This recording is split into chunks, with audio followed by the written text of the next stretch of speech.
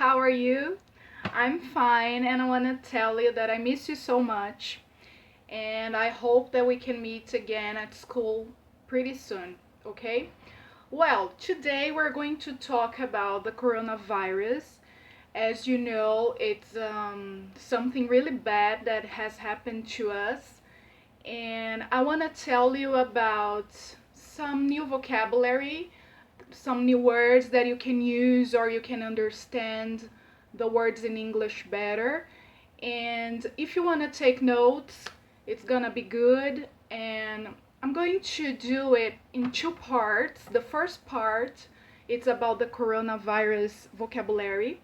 And the second part, we are going to talk about how are you feeling these days and what are the activities that you and your family are doing these days to have fun and to spend some time, okay? See you. So, here we're gonna talk about the coronavirus, and there are some words that you might use in your everyday life, okay? If you wanna take notes, no problems. Let's go, let's start. The new word, the first word is airborne. What is airborne? Is something that is transmitted through the air. As you can see in the picture, okay?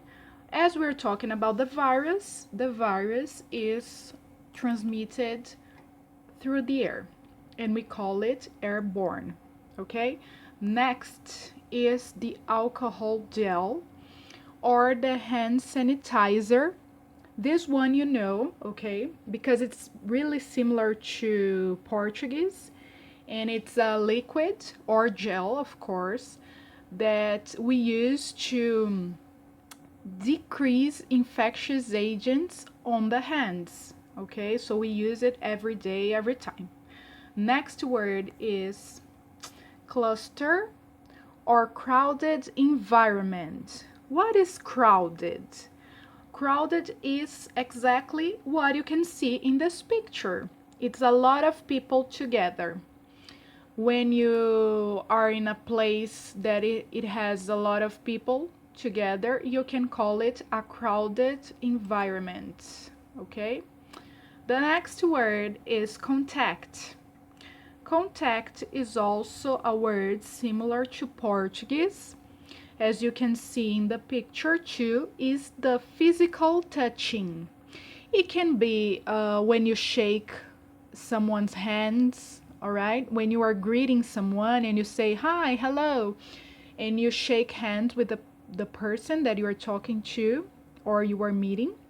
It can be a hug, okay, when you hug someone, or even when you kiss someone on the cheek, on the face as a greeting. All of these examples are examples of contact. And talking about the virus is the way that you can get the disease, okay?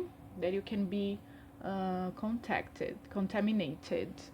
And talking about contamination is our next word, contamination. This picture is really good, that shows really what a contamination is when you make something or someone impure by contacting with something that it's bad or dirty or unclean. Okay, so what are we facing these days is the contamination of the virus. Okay, the next picture is about epidemic or pandemic. What is the difference between them? An epidemic is a disease that spreads quickly and affects many people at the same time. So it means that in China, they had the epidemic of the coronavirus at the first moment.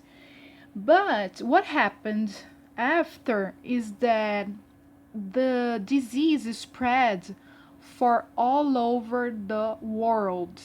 Okay, so then you can see the pandemic. It's when we have a disease or a virus that has taken over a whole country or the world. In the picture you can see the difference, okay? Next word for that is the home isolation. What is home isolation or lockdown? You can use these two words. They are the same, okay? It's when you have to be at home because you are being separated from other people or from other things, okay? So you are being isolated, is what we are doing these days. Everybody's at home and we're not having contact with other people, okay? So please be at home. Next word is the incubation period. This is really similar to Portuguese.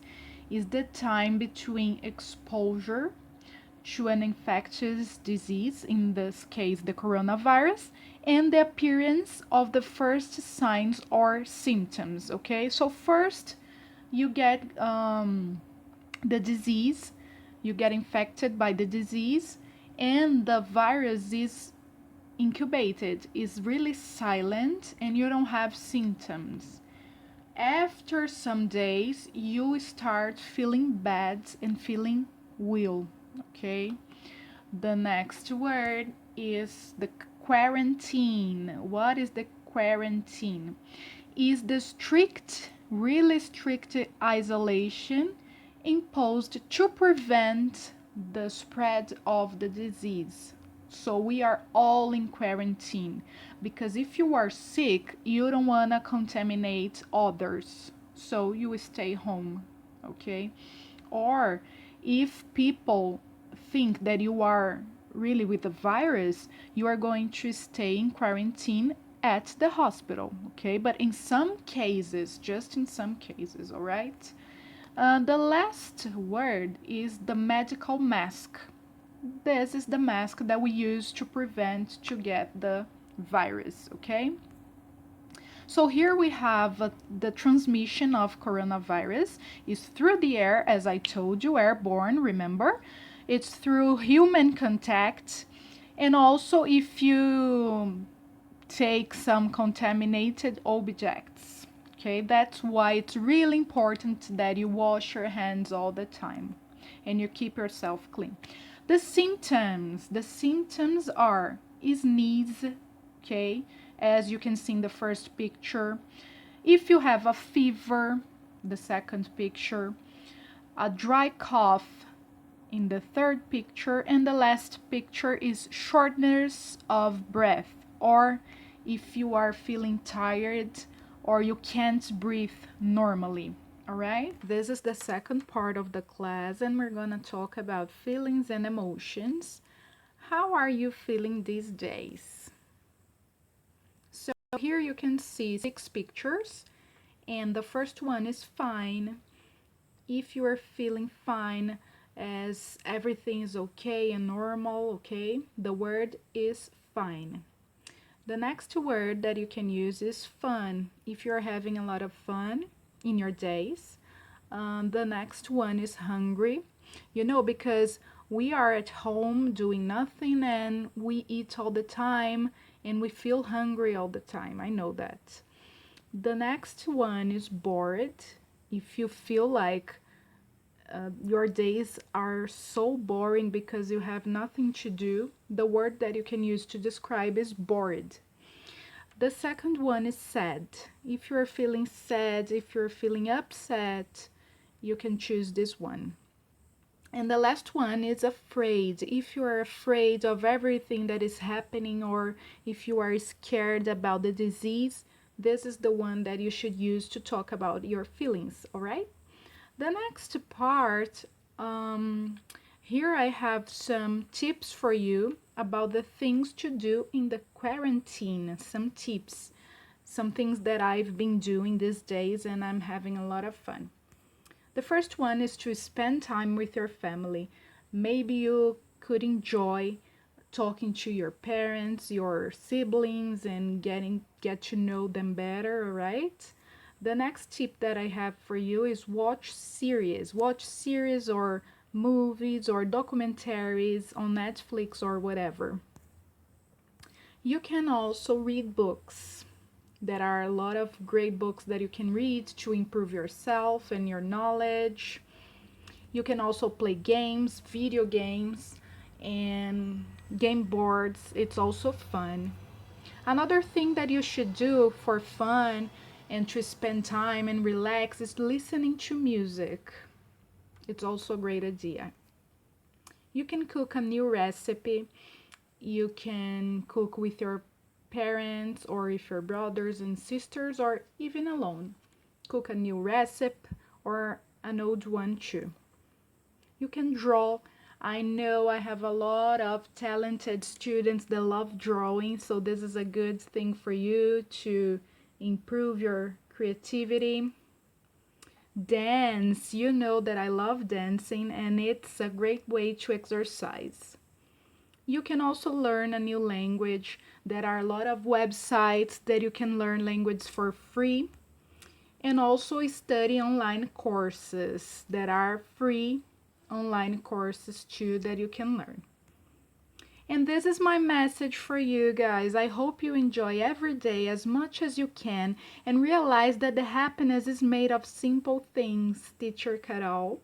So thank you for being with me until now, and I hope to see you soon. Thank you. Bye bye.